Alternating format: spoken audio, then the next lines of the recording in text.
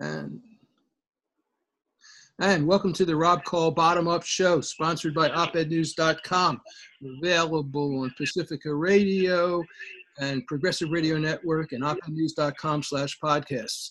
My guest for this show is Dennis Kucinich, a former member of Congress, and he's running for governor in the state of Ohio. Welcome to the show, Dennis. It's great to have you back. It's been a while.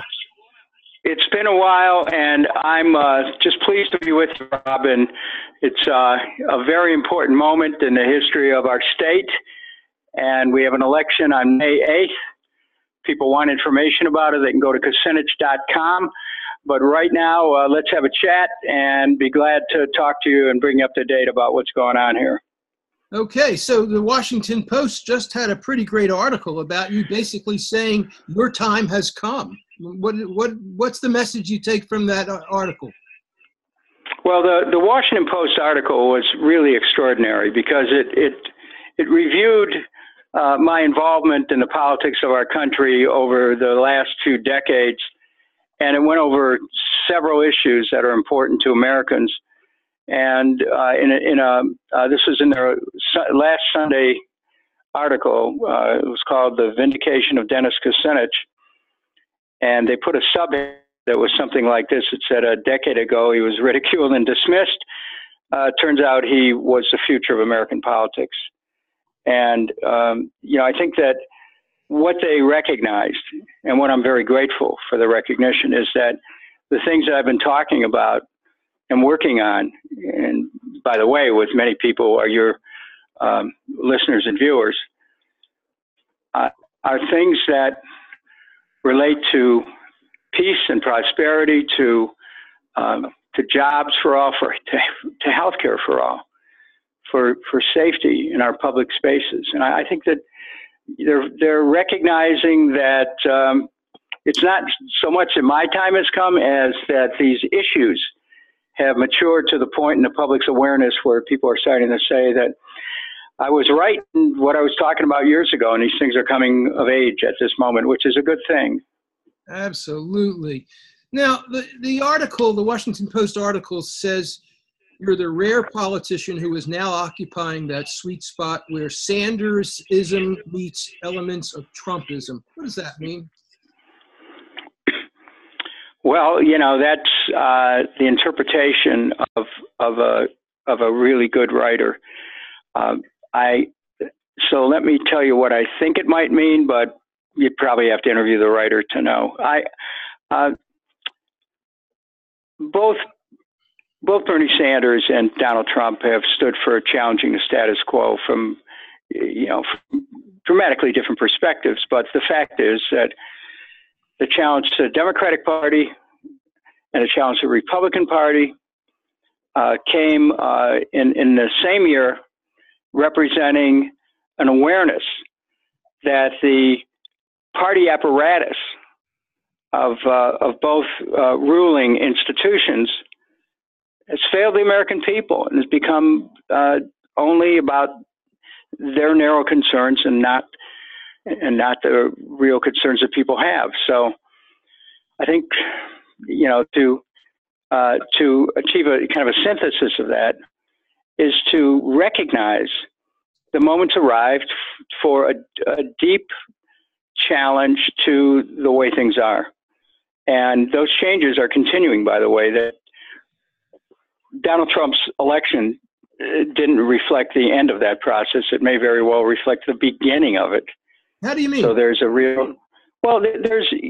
you can think of the 2016 election as the shifting of tectonic plates, the movement started way before that, and so it may have started in the administration of George Bush, his taking us into wars we didn't need to be in.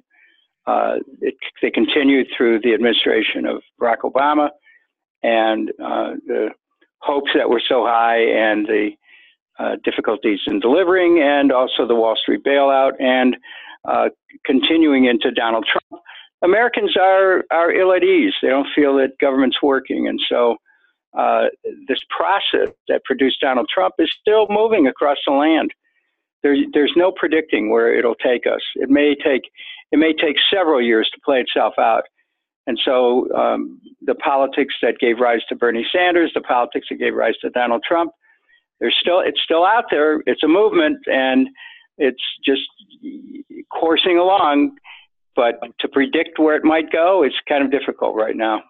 Okay, well, where are you in relationship to the Democratic establishment, the DNC? I mean, you just got attacked by former Democratic Governor Ted Strickland.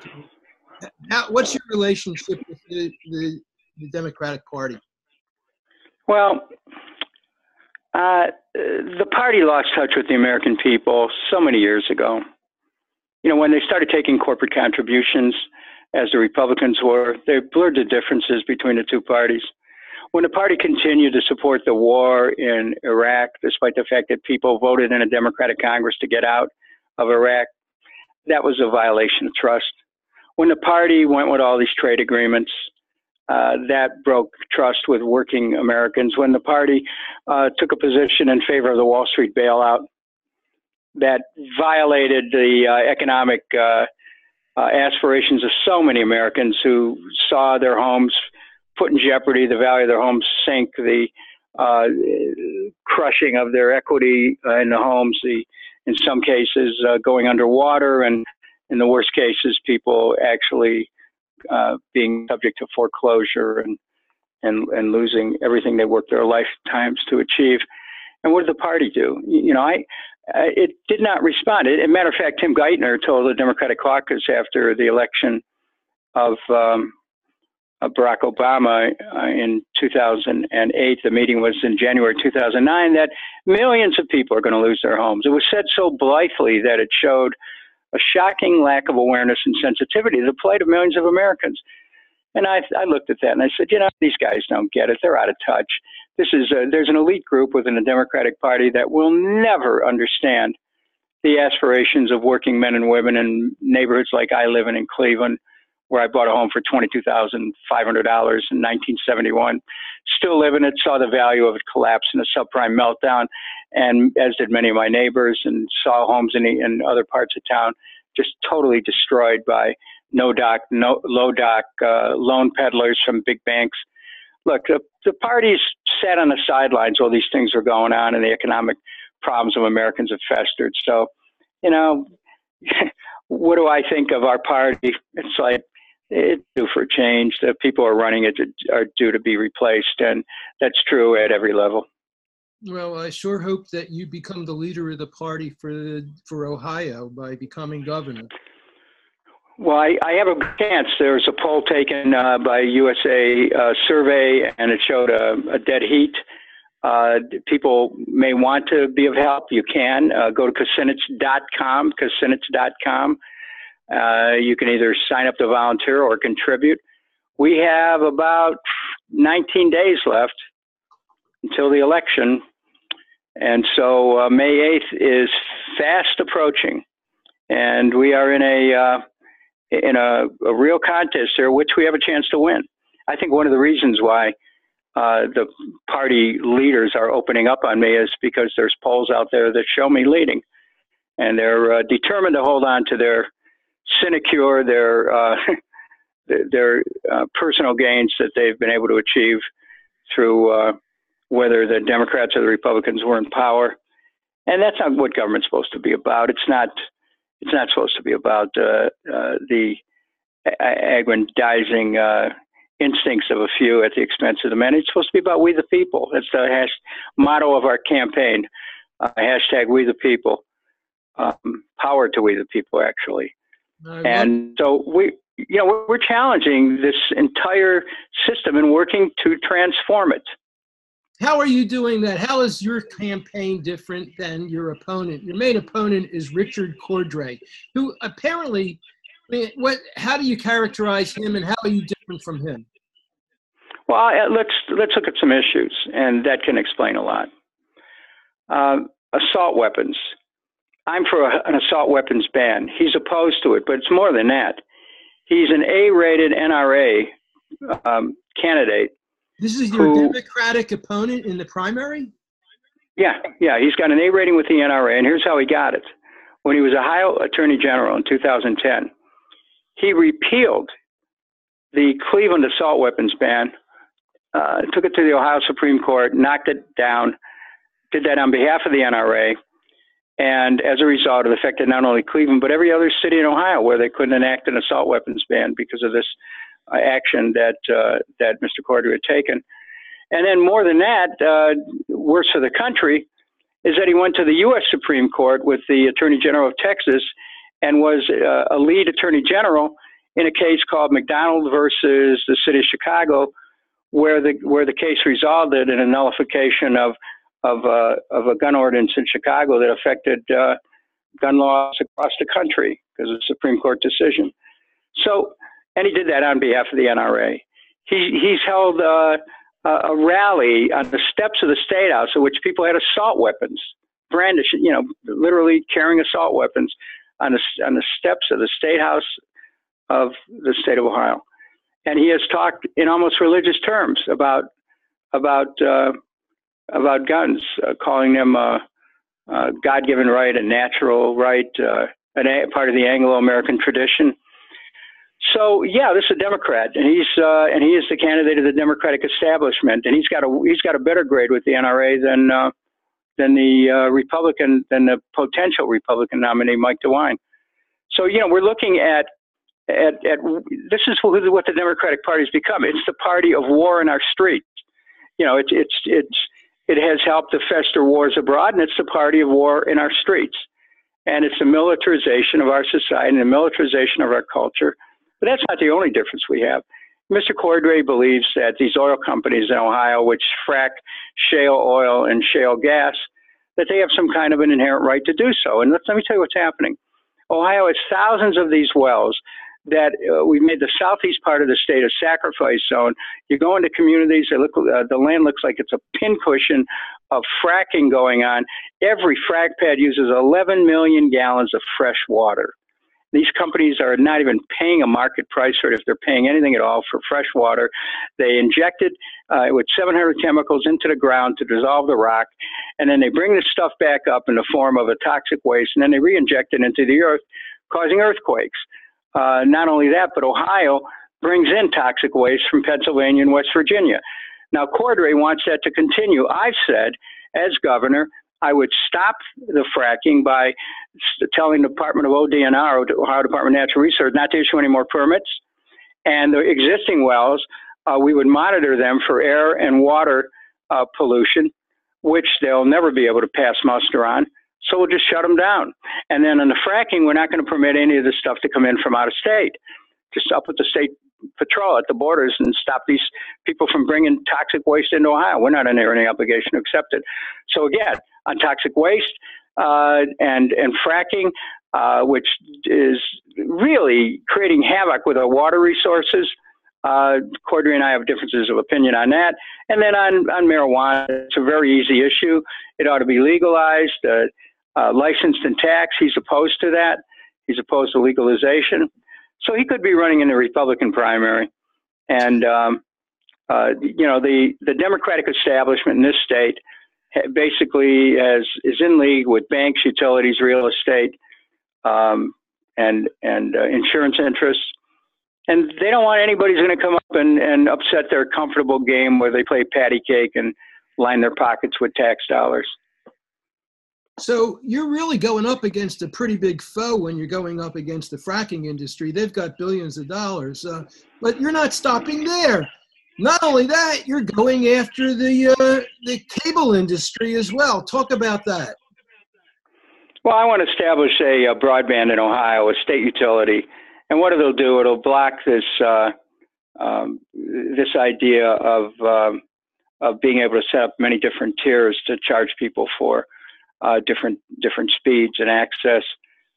Net neutrality ought to be a given, and I want to establish that as a principle statewide. Enable people to have access to the internet at good speeds. There's some areas in the state right now they can't get any speed up at all. Much of a speed going takes a long time to download things. People are complaining that sometimes they can't even get a signal. I want to change that. Now, the next thing is, and so, this is an industry that has had enormous influence in Washington and at a state level. But I think the way to try to make some changes in the marketplace is for the state to become a player, and that'll bring the prices down and it'll improve service. That's great. You're listening to the Rob Kall Bottom Up Show, sponsored by opednews.com, available on Pacifica Radio, Progressive Radio Network, at opednews.com. And my guest for this show is Dennis Kucinich, former member of Congress and running in the Democratic primary in Ohio for governor. So, yesterday or the day before, you were attacked because you gave a speech. Talk about that. Well, I gave a speech in London advocating a path towards achieving peace in Syria, which has been beset by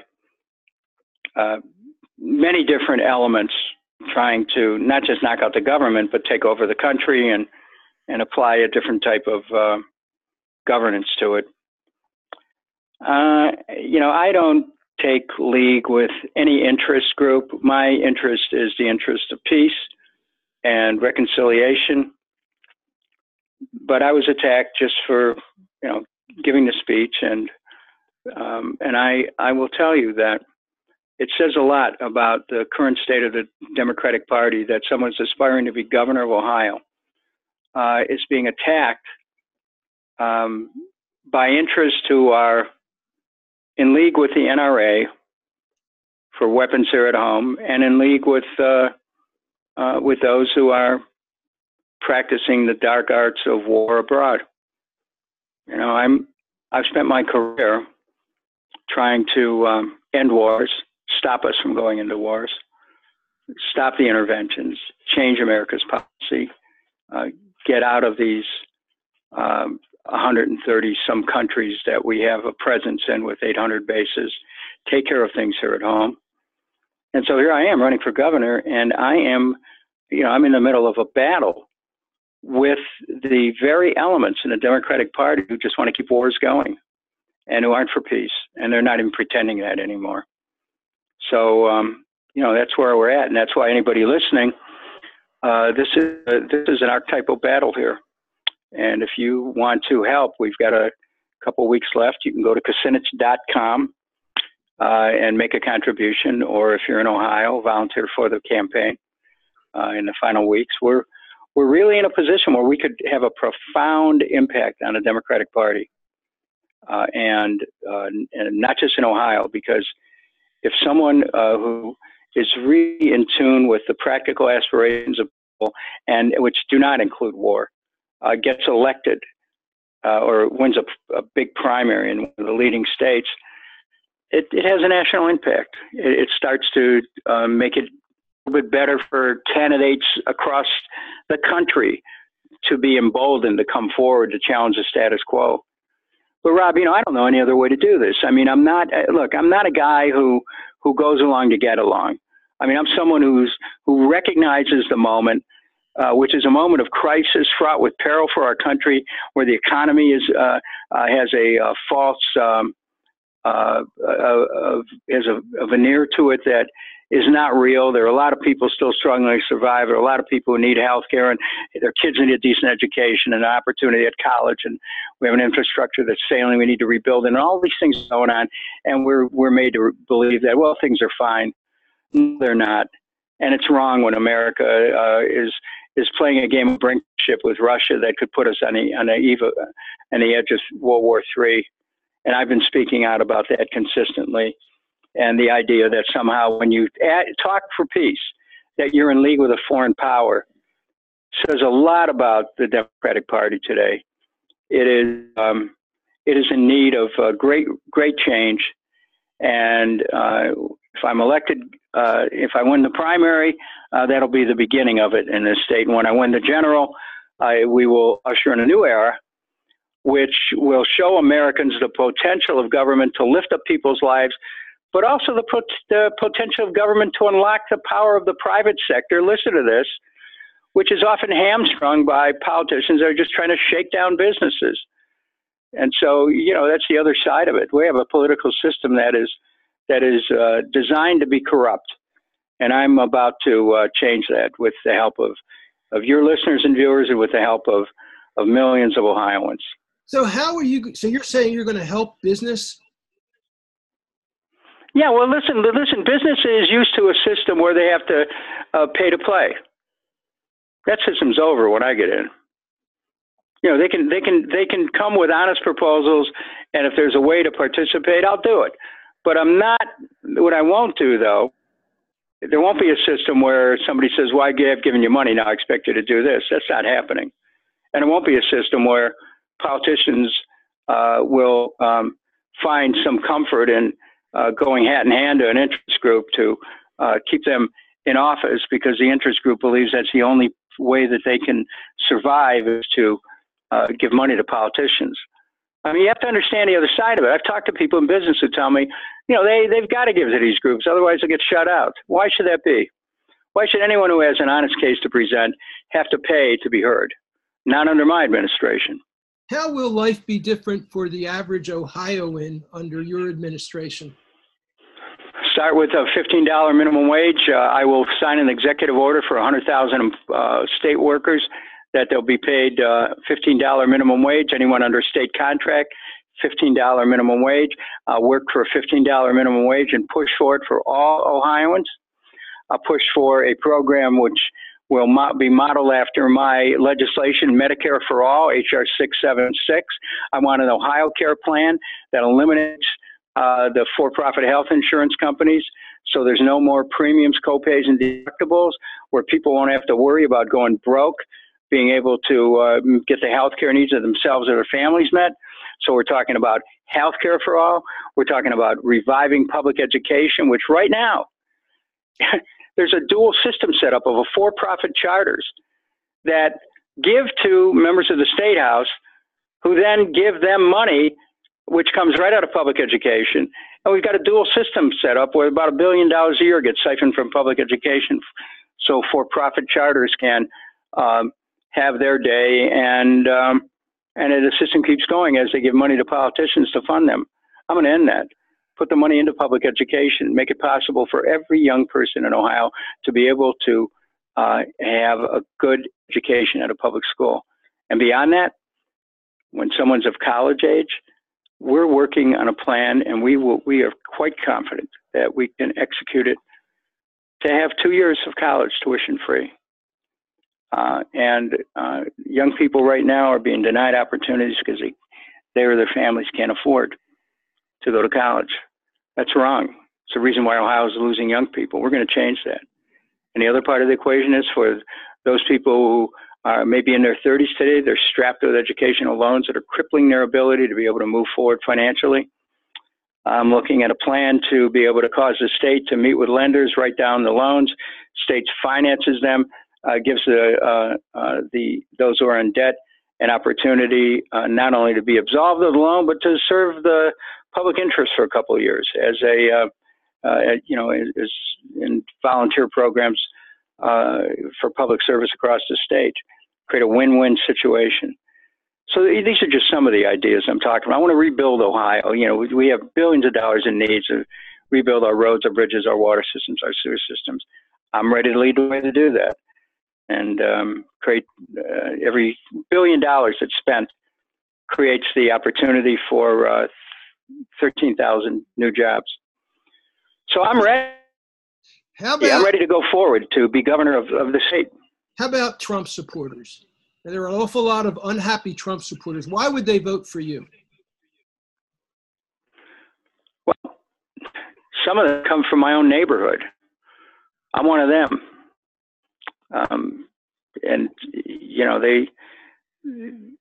People recognize when someone understands their plight. And the vote for Donald Trump was also a rejection of the status quo in the Democratic Party. So I think, people would vote for me because they trust me and know that I stand up for them.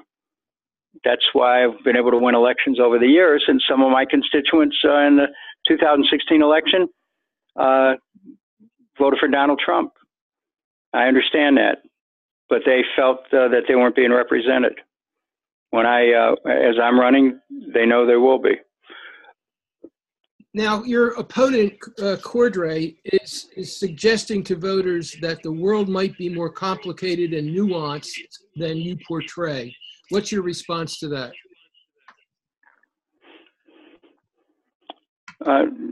One's worldview depends on who one runs with. And I imagine that the circles that he moves in might be a little bit more rarefied than the circles I move in. But I can tell you that there's nothing complicated about healthcare for all. They have it in countries all over the world. Absolutely. There's nothing complicated about banning assault weapons. 5 states already have assault weapons bans, which have been upheld in a federal court of appeals in Virginia. There is nothing complicated about recognizing a Democratic Party which has failed. But he's part of that. They drafted him. He was drafted by a dead brokerage. I don't understand. What do you mean? Cordray was drafted by a dead brokerage? Yeah, that's right. What does that mean? That the bosses in Columbus are part of a dead brokerage. They cannot represent the interests of the people, and they're not representing anybody except themselves. It's a brokerage which is dead, and they drafted him to run. And yet he has the endorsement of Elizabeth Warren. What's the deal there? No comment. Okay. I will say that he ran the agency that he helped found. Maybe that's why there's a connection between them. Well, wait a minute. You know, he didn't just run it. He ran away from it. He left 9 months before the end of his term and turned the keys over to Donald Trump. I mean, hello. I don't know if anyone has realized that, but his term didn't end until July, and he left it early so he could run for governor. Which I could argue that post that he held was just as important, if not more important, than governor of Ohio. But he chose to leave it, leaving millions of people at risk of losing billions of dollars to these payday lenders. And you know what? I'm sorry, but if you want to take credit on one part of the equation, you got to look at what happens when you desert your post. All these payday lending organizations profited mightily once he took off. And, you know, can't cry crocodile tears for people when you threw them overboard. And he was replaced by an appointee from Trump who has literally done zero since he was appointed. He didn't have to leave is what I'm saying. He could have stayed. He chose to run for governor. Well, he had a right to do that, but he knew what was going to happen. The minute he left, the Trump administration would have the keys to the consumer affairs and would do what they wanted, which in some cases nothing, or stop the enforcement of various rules to the benefit of some significant financial interests whose concerns are inimical to American consumers. That was his responsibility. He walked away from his post, and it's unfortunate to say that, but he did it. Right. So I'm sorry. He really hasn't been held to account for that. And one more question, and that's a fact. On the video, I have, since you're on the phone, I have a picture of you with 2 pretty amazing women. Your wife Elizabeth and your person you're campaignning with. I forget her name. What's her name again? Oh, Tara Samples, the councilwoman from Akron. Talk about women and the Me Too movement and what your take on that is. Look, that Me Too movement is important because what it does is it recognizes there's an inner equality that women have with men. And you don't have to read Gerda Lerner's The Creation of Patriarchy, but it would be a good thing to read it so you could understand that there's old thinking that causes some men to feel that they can take license or liberty with women. But, that's never been appropriate. And so women standing up, yes, absolutely, and being willing to come forward to assert their what's right, yes, and being ready to claim their power, absolutely. If we, we have to have a society where we recognize the co-equality of all people, and men and women are inherently co-equal. Not only that, but we have to also make sure that as we do that, women are fully accorded the rights they have to make choices and decisions regarding their own bodies. That attack must end, and I intend to end it in Ohio. I'll use that veto to knock down every single piece of legislation that tries to encroach on women's rights to choose or any other of women's rights. And we have to have a society which is more peaceful, which starts with educating young men about and boys about their attitudes about women and how, you have to have respect, and you have to be appropriate in your conduct. I mean, these are things people can learn, but apparently it's not something our culture made a major effort to do. And in Ohio, we're going to make an effort to help teach the kind of appropriate conduct. You can do it at an elementary school that fosters nonviolence, that fosters cooperation and spirit of brotherhood and sisterhood.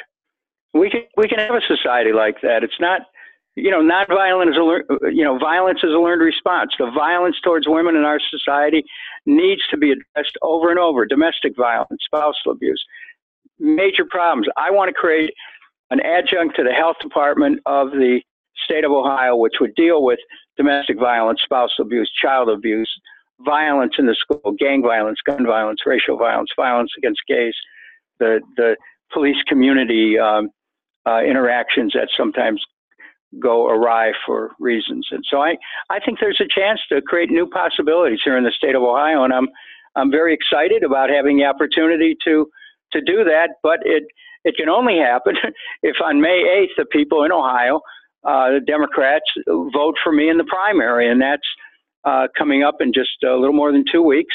And I'll be on the ballot. Dennis Kucinich is a Democrat, and if people want to help, go to Kucinich.com. If you're in Ohio, you can still volunteer, and if you're not, or if you are, you can contribute as well, because those contributions will help us get on the air and on the internet and make our case.